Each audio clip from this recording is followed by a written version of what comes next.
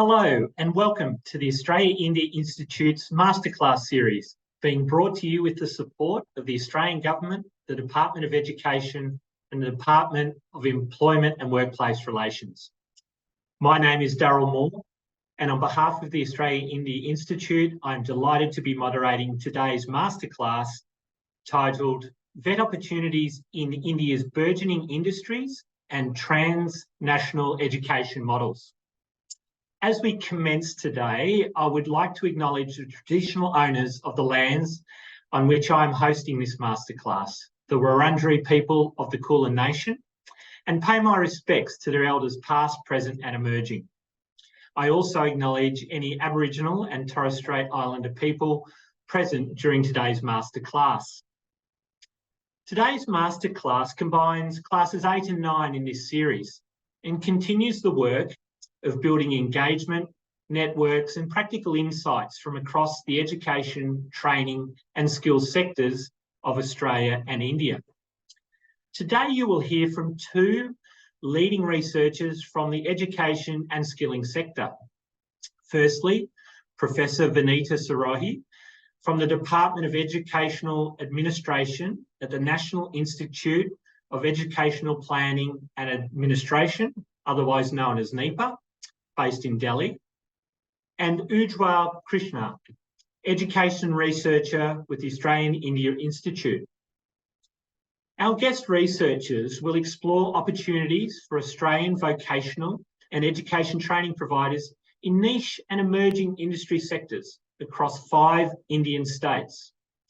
Additionally, the webinar will share valuable insights from international providers of transnational skills training models within India's VET ecosystem.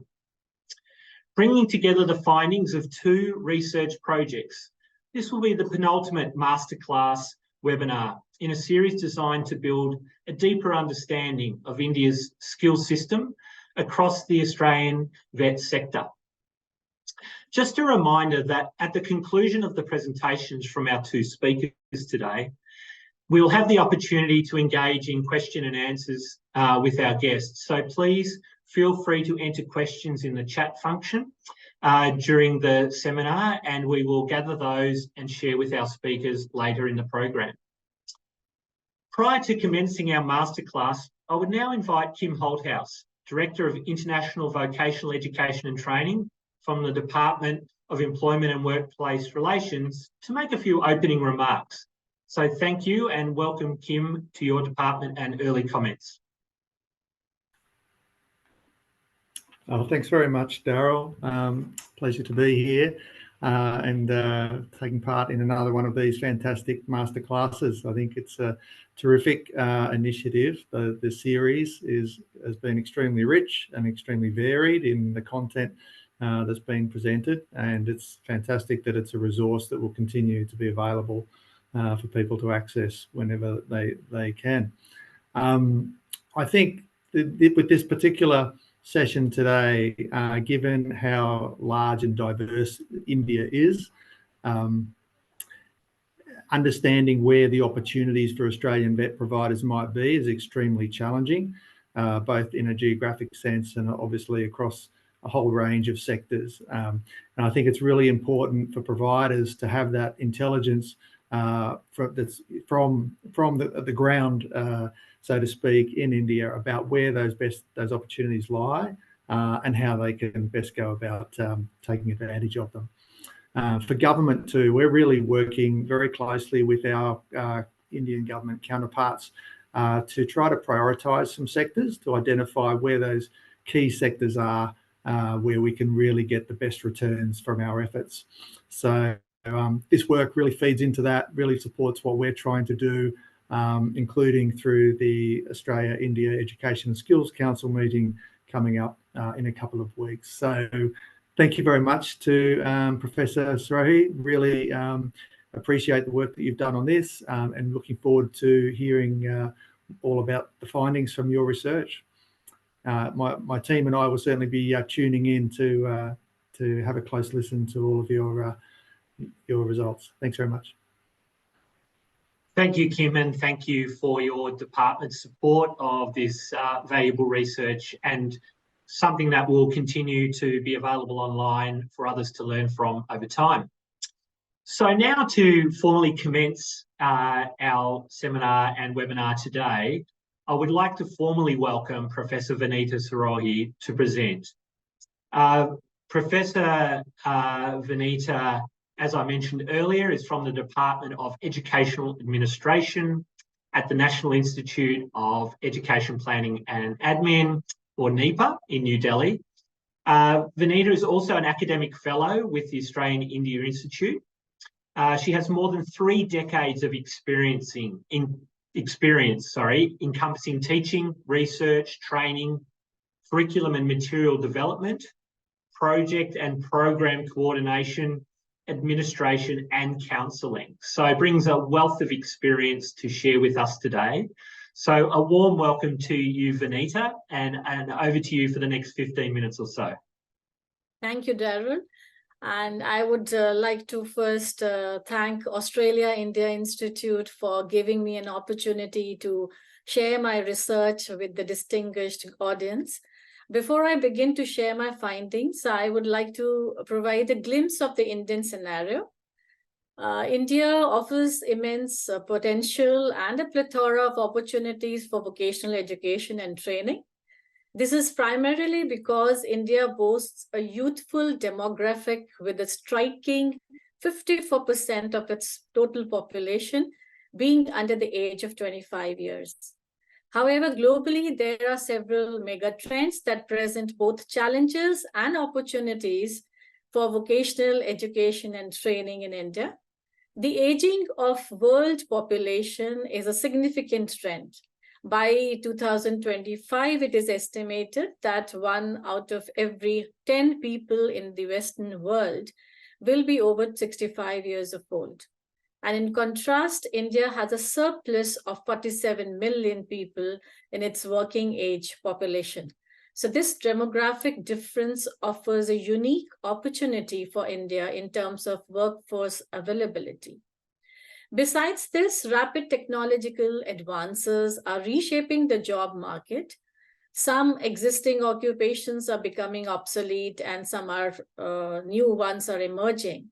So this dynamic landscape creates a demand for upskilling and reskilling programs to ensure that the workforce remains relevant and adaptable. Furthermore, there is a growing trend towards hyper-localization, facilitated by the integration of automation, virtual reality, and artificial intelligence. So these innovations present opportunities for the VET providers to equip the individuals with skills needed to thrive in these evolving sectors. Nevertheless, we also know that COVID-19 pandemic has accelerated the digitalization of work processes, underscoring the critical need for digital skills in the modern workforce.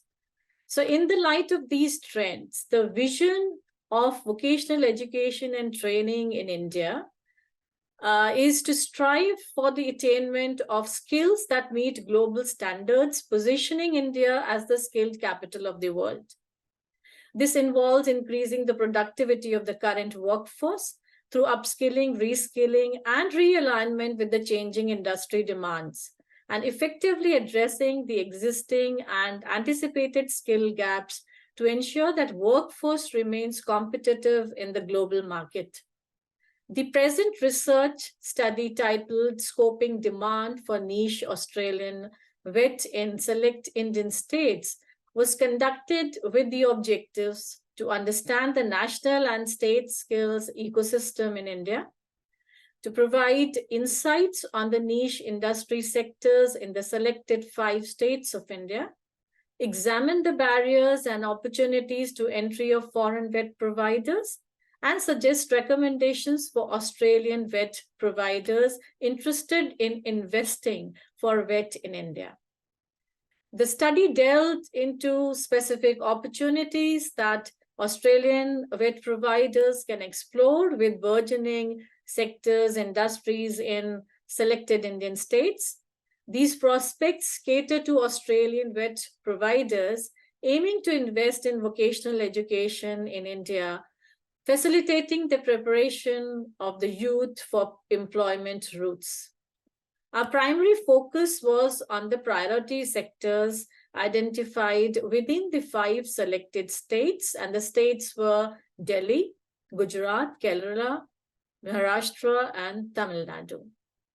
While originally pinpointing on the 5 key sectors per state, there was overlap across the states, culminating in a total of 12 priority sectors, including automotive, banking, financial security, insurance, and capital goods sector, the construction sector, electronics, healthcare sector, information technology and information technology enabled services, life sciences, logistics, media and entertainment, retail, tourism, and hospitality.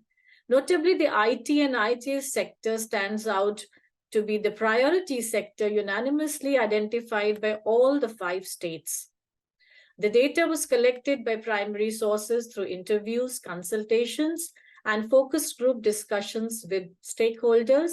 Information was also gathered from the secondary sources.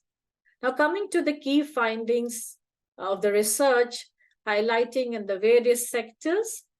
In the automotive sector that was identified as a priority sector in the state of Gujarat, according to the Sector Skills Council representatives who were consulted, the skilling courses are experiencing significant demand in the state are on 2-wheelers and 3-wheelers technicians in the service domain.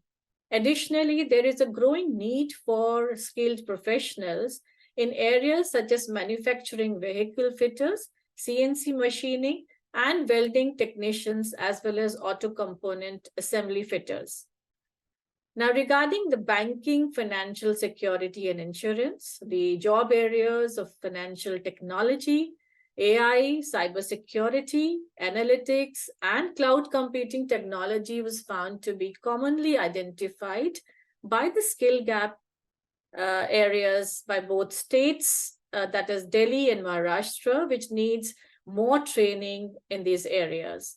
The capital goods sector in the Gujarat state, the Sector Skills Council representative stated that there is a great demand for computer numerical control operators, the tuning and CNC, VMC operators, and training needs to be additionally done in the trades of welding, programming, and draftsman design, amongst others.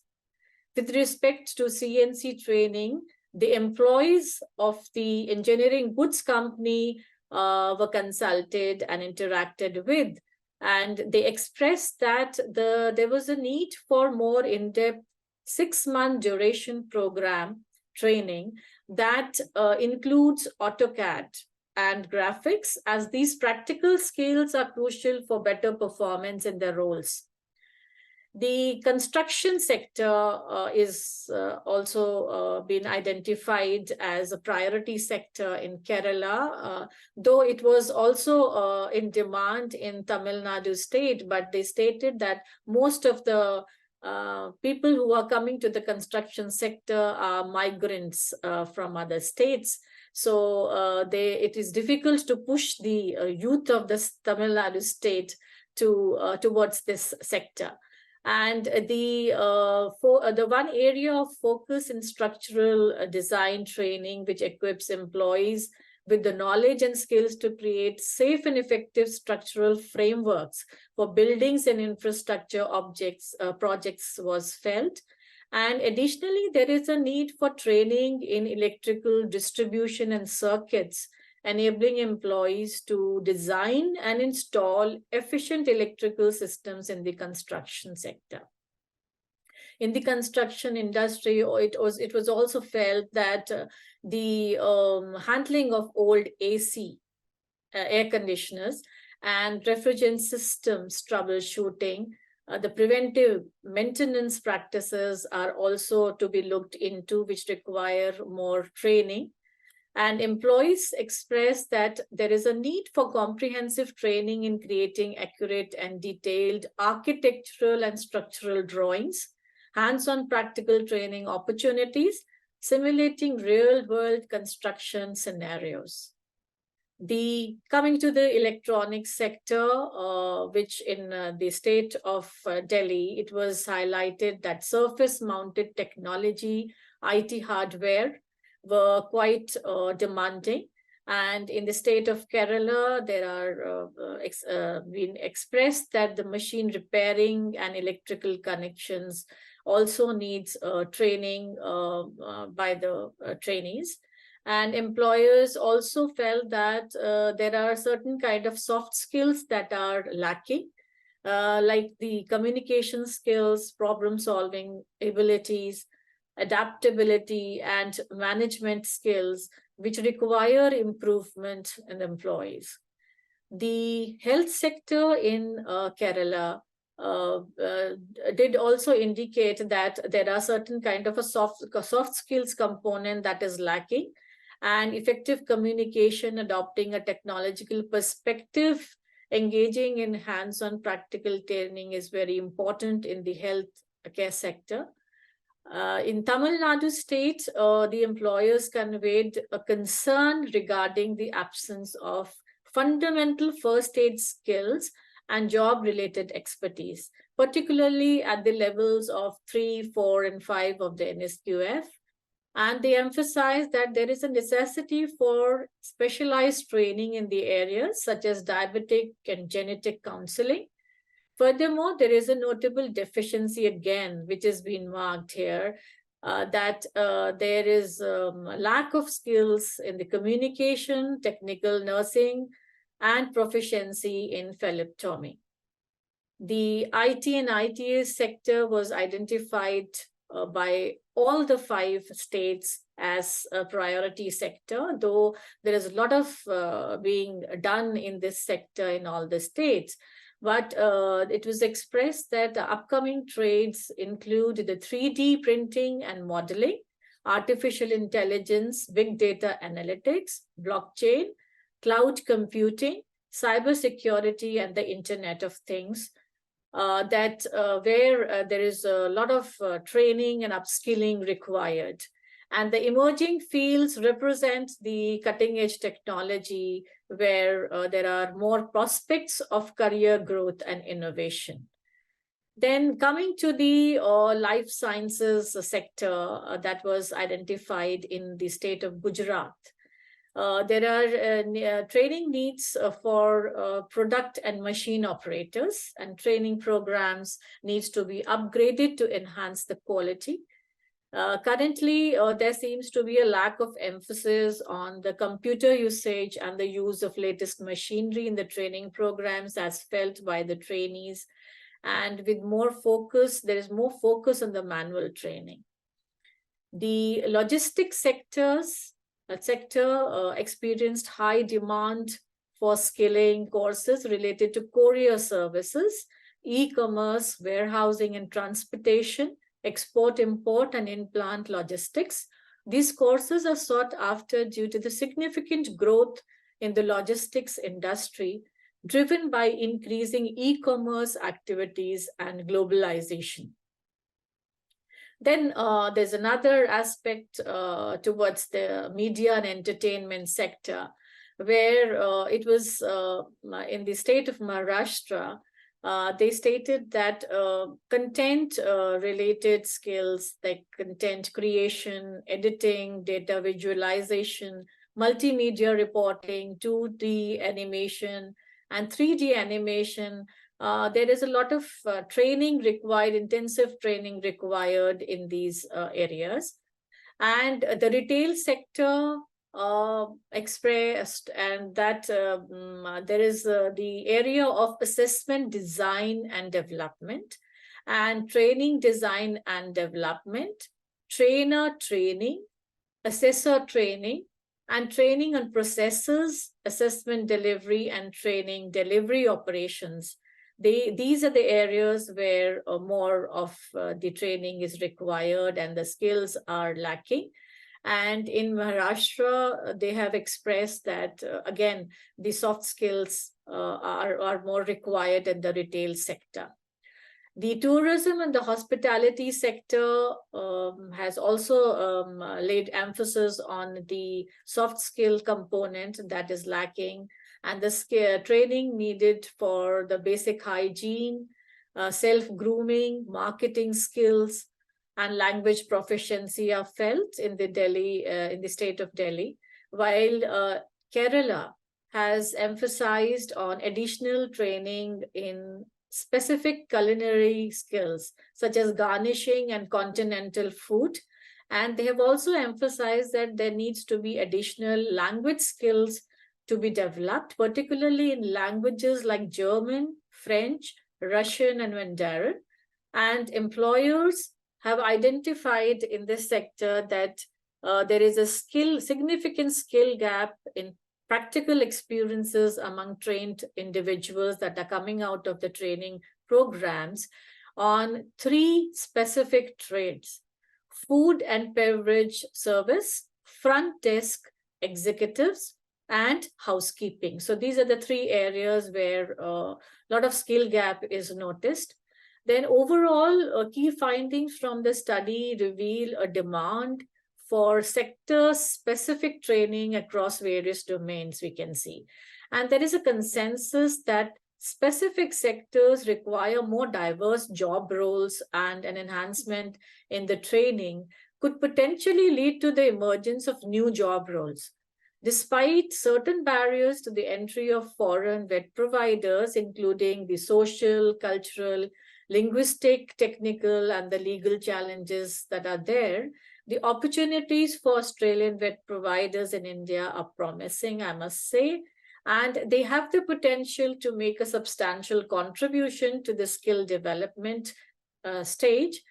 And Australian vet providers can leverage the strengths in providing specialized training, practical experience, and robust stakeholder engagement to effectively bridge the skill gaps and fulfill the evolving needs of the Indian labor market. Thank you so much.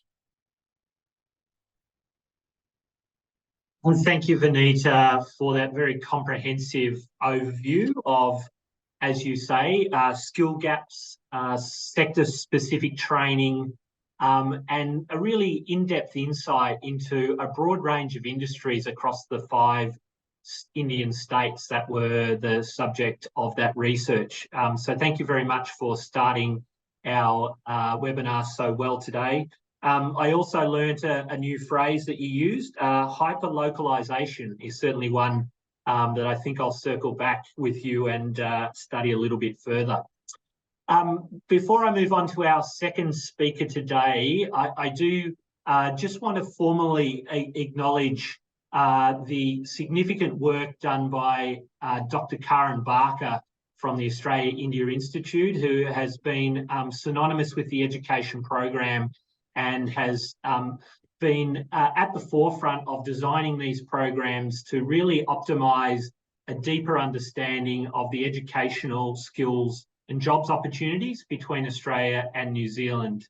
Australia and India. And I just want to shout out to Dr. Karan Barker, who's been leading the way for a long time in this space.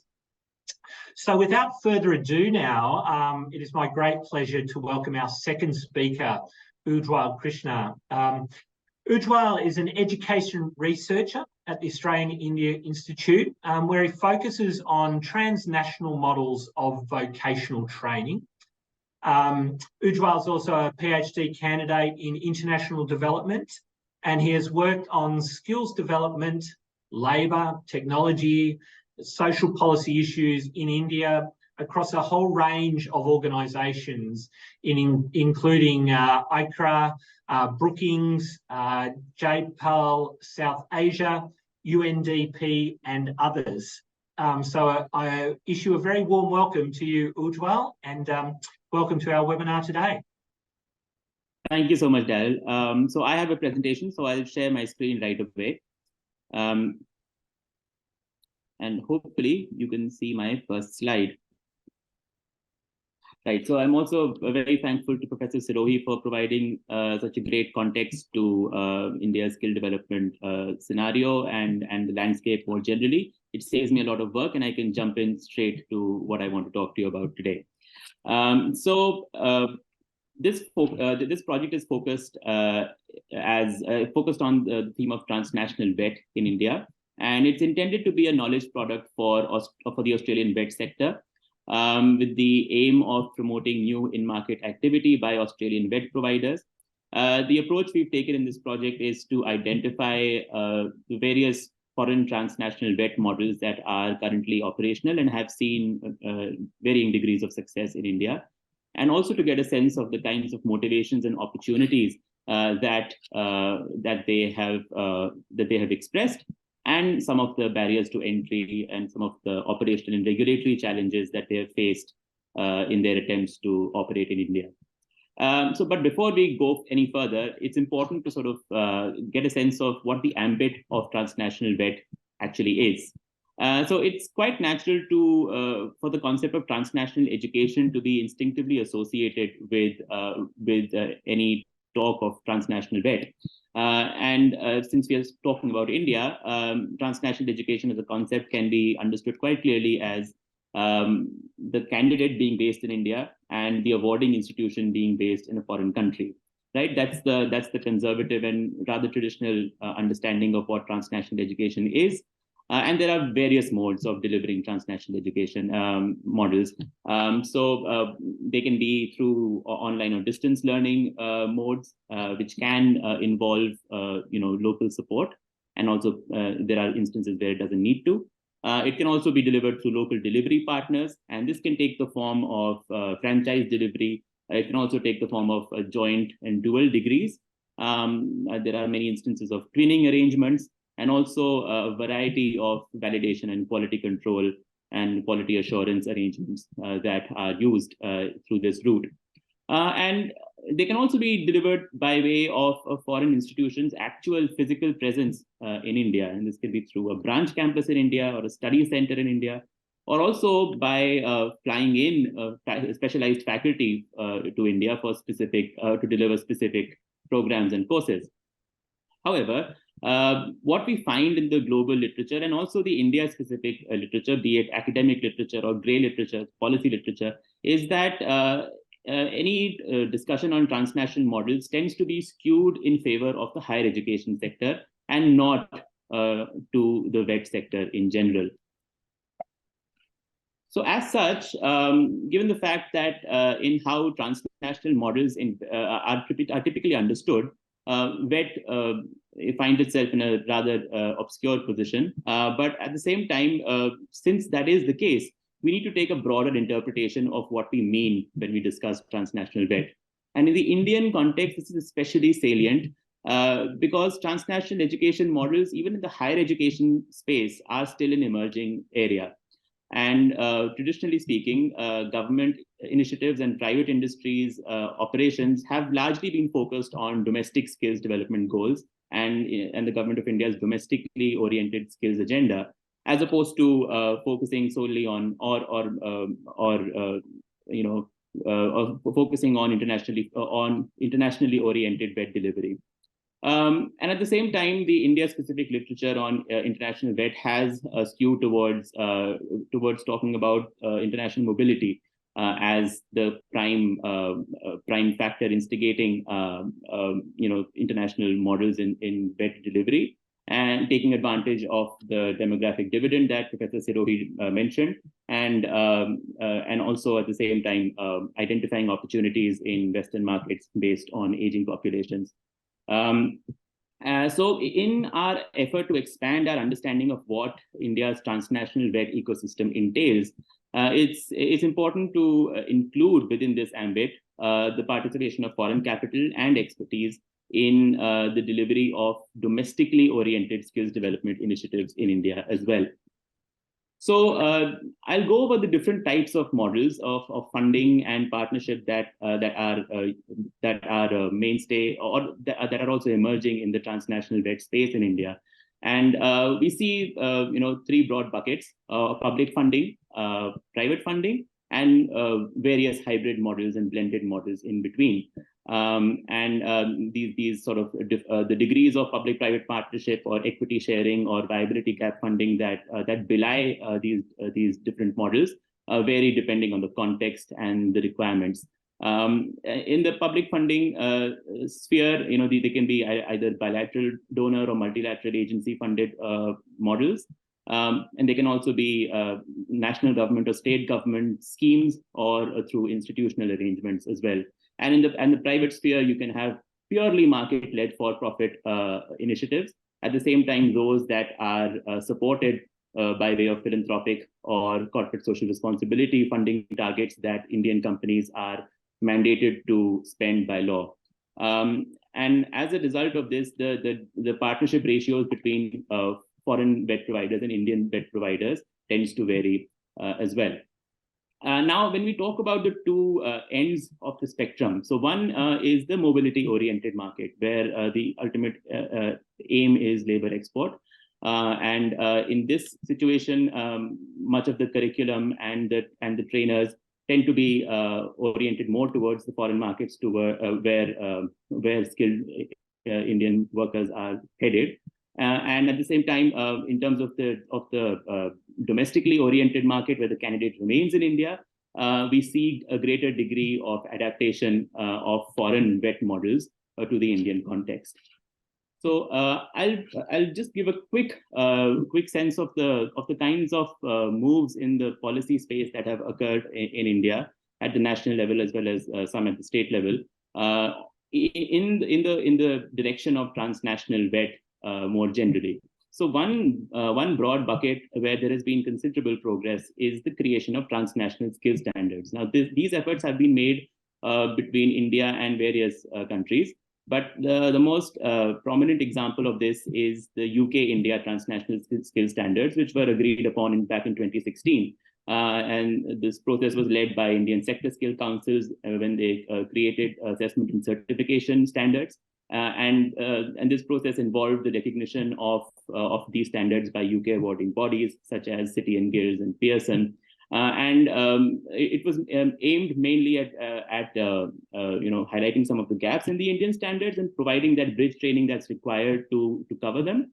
And the main aim of this was quite pragmatic in the sense that it recognized the fact that the largest market for skilled Indian labor mobility is the Gulf, our Middle Eastern countries, and most Gulf states recognize UK certification. So in that sense, this emerged as a pragmatic partnership between government efforts as well as private awarding bodies and sector skill councils. Now, the other category of policy movement in the transnational space are the international labor mobility focused initiatives that the government is enabling. One of them is the establishment of NSDC International, which is essentially a platform that is aimed at international workforce mobility and supporting those initiatives, as well as to a limited extent outsourcing Indian skilled workers while they're based in India but working for foreign entities. And what we see as a result of these movements, and you can see this newspaper clipping on the right here, that there is, in terms of the policy discourse in India's skills ecosystem, we see that there is an increased shift towards considering labor mobility as a serious element of India's skills development ambitions. And we also see movement in the transnational higher education space as well, where the integration of VET has been given an impetus by India's national education policy, which was released in 2020, and which envisions the integration of VET with what it calls mainstream education, which is a commonly used Indian term, but which essentially means higher education. But the fact is that this provides an impetus in this direction. But the framework for enabling this is already well established in India through the National Skills Qualification Framework, which has been in existence since 2013, which allows for a seamless crisscrossing between higher education and vocational education subjects. We also see movement in mainstream technical education programs such as the BTech engineering degree, where there's an increasing number of vocational subjects which are integrated into that course curriculum, as well as skills-focused, vocational education-focused degree programs such as the BVOC program. Now we'll come to some of the operating models that have found that we found to be particularly effective. Again, we'll break these down into the international mobility-oriented models as well as those which cater to a domestic demand. So on the international mobility front, these can be either supported by foreign governments. So in the case of the India-Japan Technical Intern Training Program, which is an excellent example of the government providing funding and supporting private sector-led initiatives where NSDC, as I mentioned, serves as a monitoring agency. And till date, more than 1,000 technical interns have been sent from India to Japan through this mechanism by sending organizations, which are largely private organizations, across a range of sectors in manufacturing, healthcare, construction, textiles, agriculture, food processing. And many of these technical interns have found residency status through the specialized skilled worker program that Japan has. And it's evolved into quite a mature model of skilled migrants from India to Japan. At the same time, a study conducted by EY and NSDC found that that many that among Western countries, Germany and Sweden are those which are particularly have apprenticeship systems that are particularly open to migrants being integrated into them. And the iMove program, which took advantage of the new Skilled Immigration Act of 2020, which was enacted in Germany, and created many opportunities for Indians to move to Germany through the apprenticeship route. And in this, they provided German language training and bridging course preparation support. They can also be market-led models, which is the recruitment agent model. This is being supported by NSDC International. And the EY report that I mentioned recommends this for countries which it considers to have mature migration systems, which are mostly Western countries, including Australia and Japan and the UK. So while this is the mobility side of the story, on the domestic demand side, again, there are many foreign government-supported programs, and those which are funded by bilateral donors. Particularly salient examples here are India-Germany agreements, such as the BMBF-funded Dual Vet project in North India, which caters to specific industry clusters, as well as a partnership between GIZ and Siemens, which enables electronics trainees at industrial training institutes across the network of industrial training institutes throughout India to acquire skills through the blended and online training route as part of the Government of India's Craftsman Training Service. And there are also market-led initiatives which incorporate foreign vet models. A prime example is Bosch's rather excellent infrastructure in Bangalore, which provides training in the automotive sector based on the German dual system of vet, which has found a great deal of uptake in India. There are also India-UK university-level partnerships. A good example is the partnership between IIHM and the University of London, which is a joint BSc offered in the hospitality management space.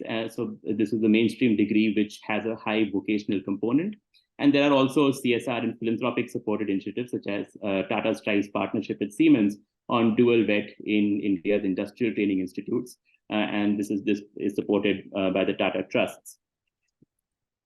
So as a result of all of this, some of the emerging findings at this stage, since this is an ongoing project, are that there is an increasing comfort among Indian policymakers on the question of increasing the international mobility focused vet models initiatives in India. And as a result, that there needs to be greater comfort among policymakers and the private sector in Australia in pursuing these mobility-oriented vet models, in addition to models that cater to domestic demand. So both need to be pursued.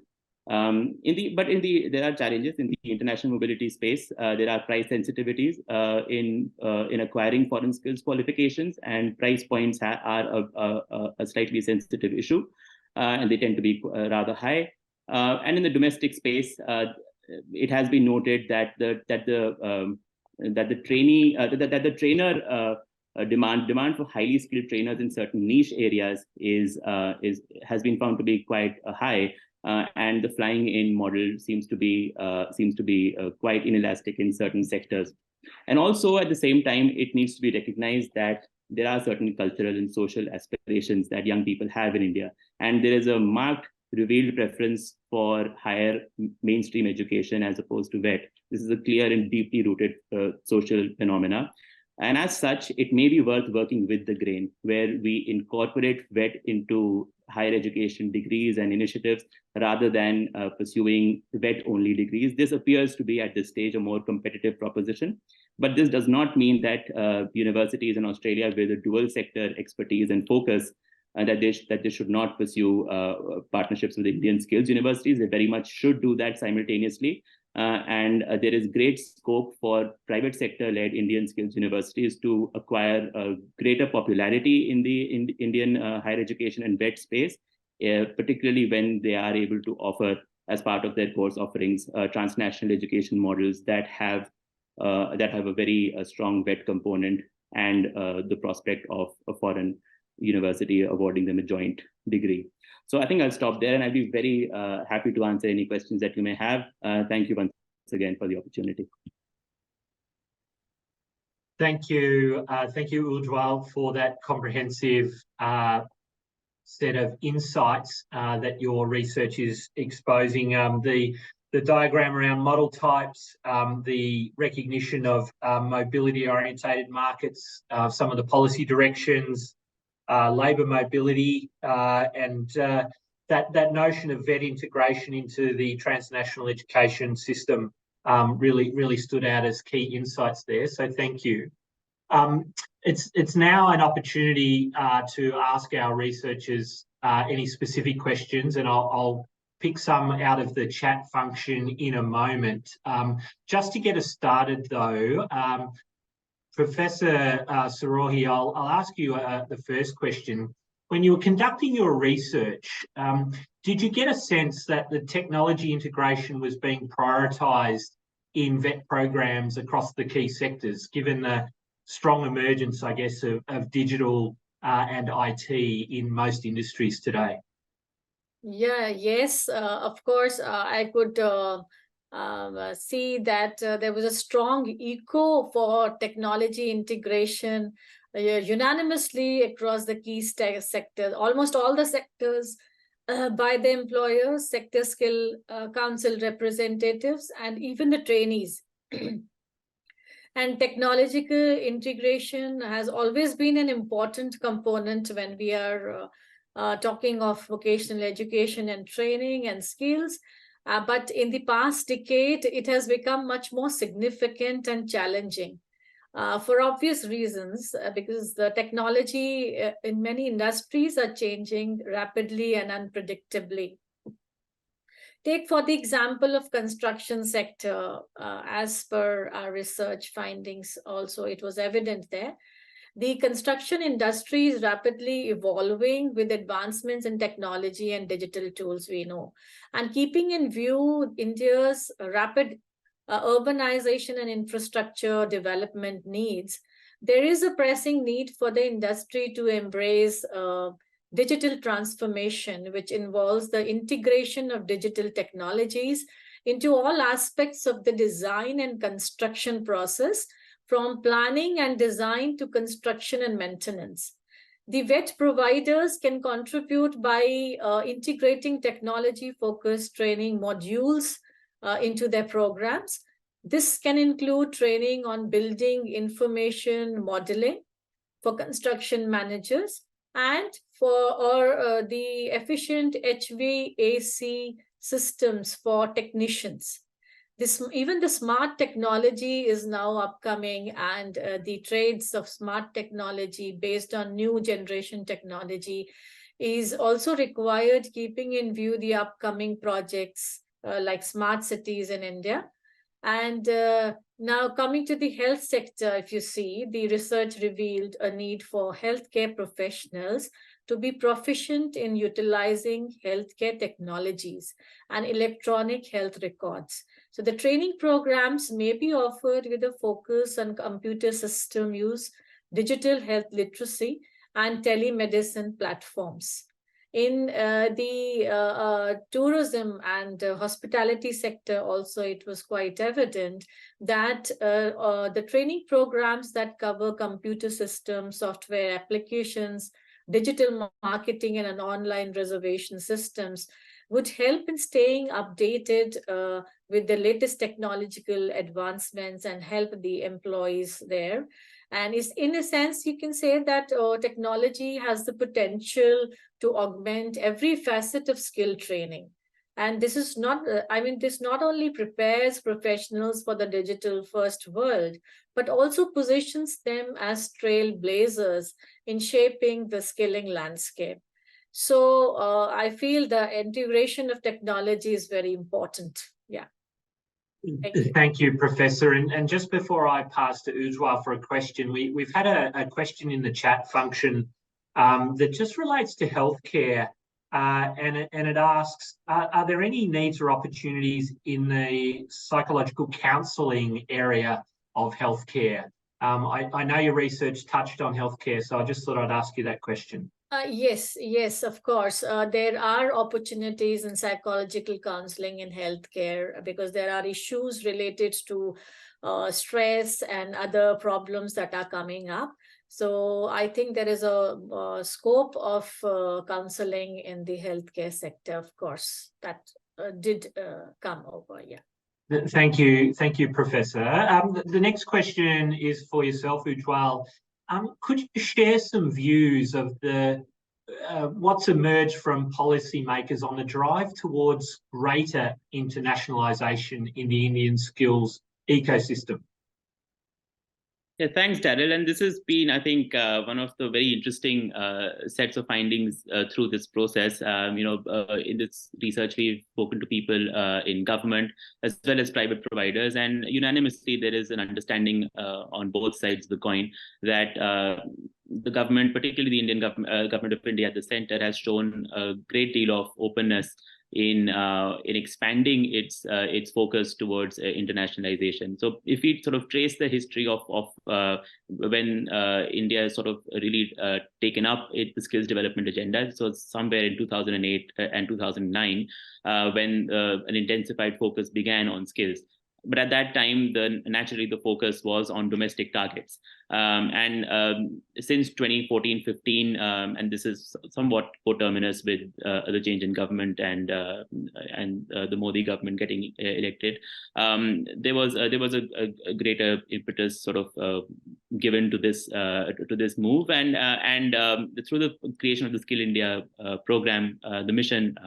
There was a greater drive towards understanding that skills development is not simply for domestic skills requirements, but also that the mobility space and a clear comfort with the kinds of the range of remittances that could come as a result of opportunities that lay in the mobility space are to be taken seriously. And this is in one way, this was a very pragmatic thing to do, because as we know that the Gulf, which I mentioned in the presentation as well, is one of the largest markets where Indian skilled labor and skilled workers have moved.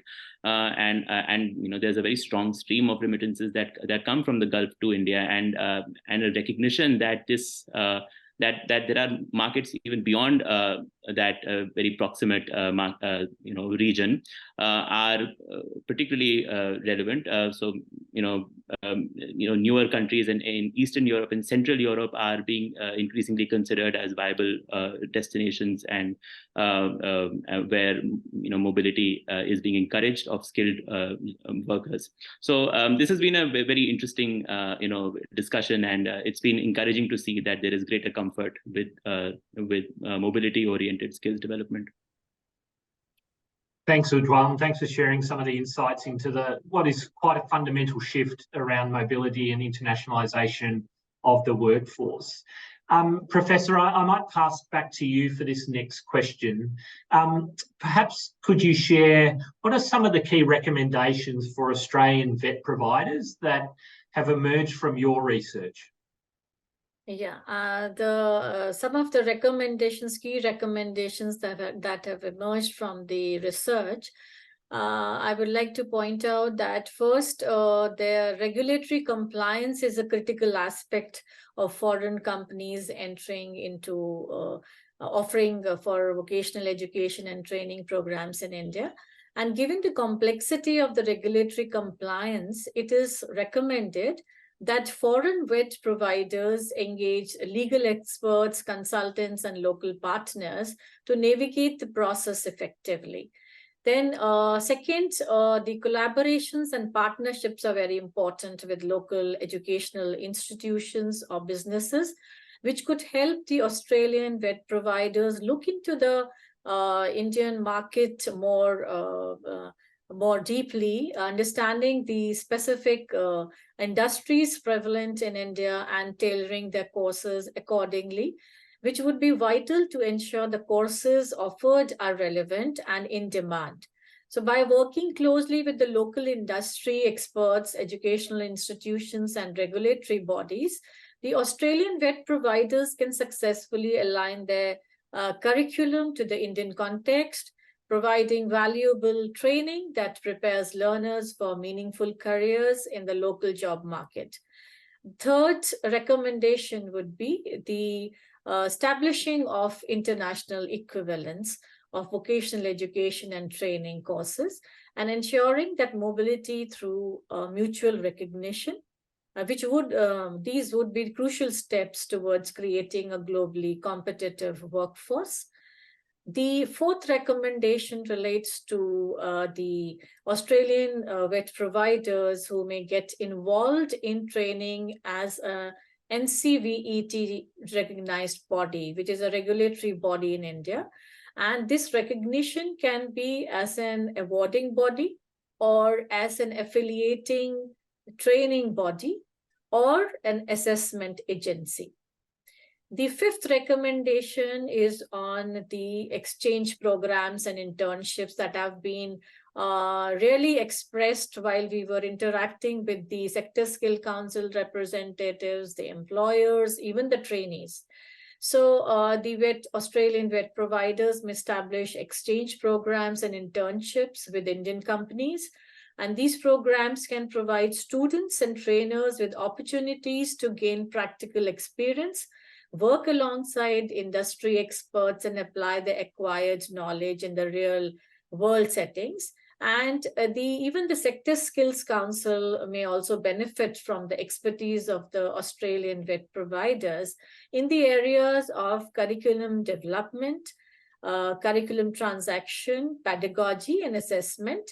And such programs would not only bridge the skill gaps, but also foster cultural exchange and international collaboration. So I think these recommendations would serve a strategic guide for the Australian VET providers, offering a roadmap to navigate the Indian VET landscape effectively and address the challenges, seize the opportunities presented by India's dynamic and rapidly evolving skills ecosystem. Thank you so much. Thank you, Professor. You've listed 5 very clear opportunities for the sector, so we appreciate that.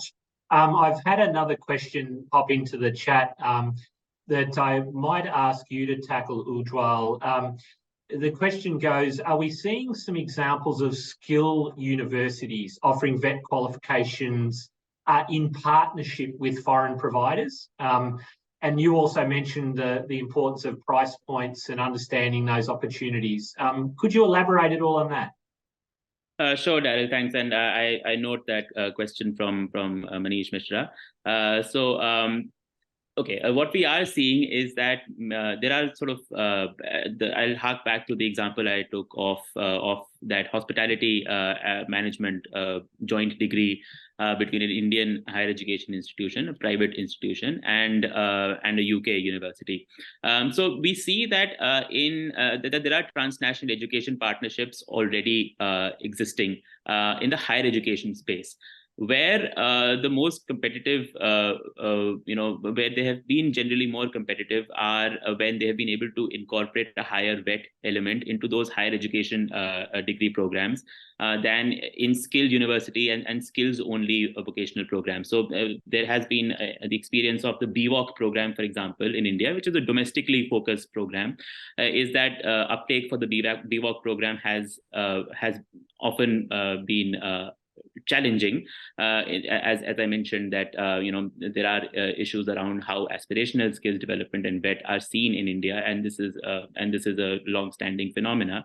Although there are many green shoots and things are changing in this direction, which is very encouraging.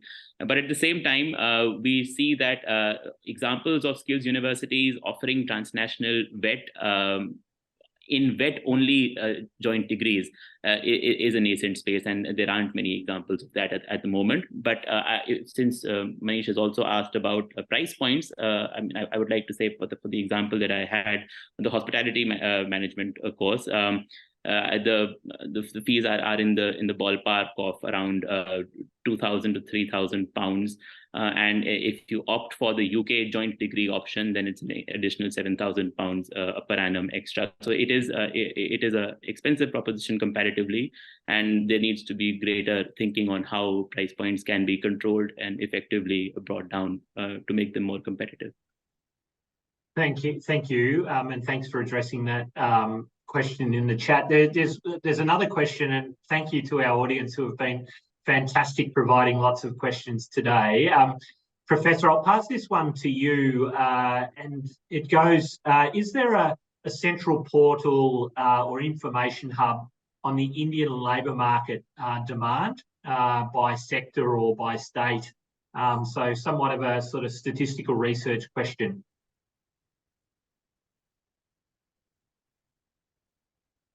Is it addressed to whom it is addressed to, the question? I just wondered, Professor Sorohi, if you, okay, in establishing your research, whether you sourced labour market demand data from particular areas within the sector? No, we did not go into that detail. Yeah. Thank you. Ujjwal, would you have anything to add to that before I pass back to one final question? Yeah, quickly. So NSDC International provides a portal where matching between candidates and providers can happen in the mobility-oriented space. And NSDC also has supported the creation of labor market information systems. So there are portals which provide this data.